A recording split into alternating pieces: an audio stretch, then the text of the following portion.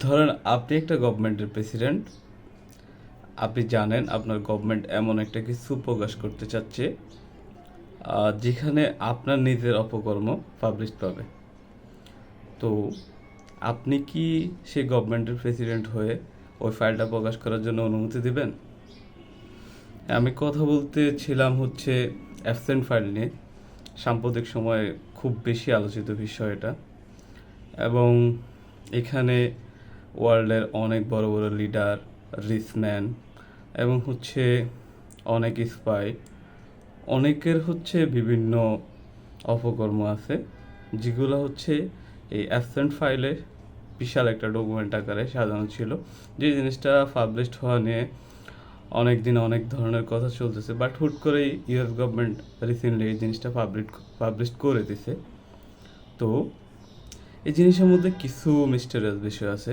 সবচেয়ে বড় যে থিংটা ফার্স্ট আমি বললাম যে ডোনাল্ড ট্রাম্প ইউএস গভর্নমেন্টের প্রেসিডেন্ট।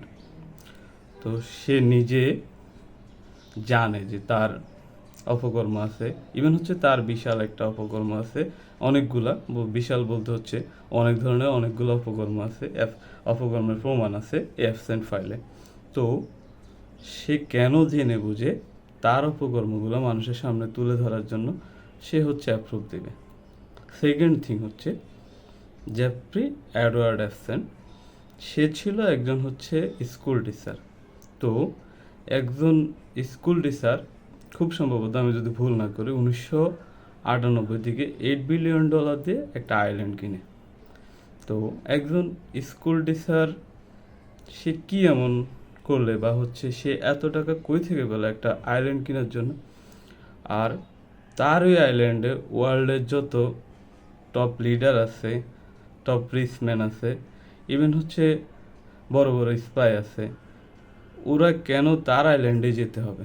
ইভেন হচ্ছে আপনি চিন্তা করেন ইলন মাস্ক, তারও কেন হচ্ছে অ্যাসেন্ট আইল্যান্ডে যেতে হবে? সে চাইলে তো এর সাথে বড় একটা আইল্যান্ড কিনে নিতে পারে। তো এই তার আইল্যান্ডে যে বড় বড় হচ্ছে লিডার, ইভেন হচ্ছে বড় বড় রিচম্যানরা যাচ্ছে, এটার সাথে সবচেয়ে বড় একটা জিনিস কাজ করতেছে। ওই জিনিসটা কি হতে পারে?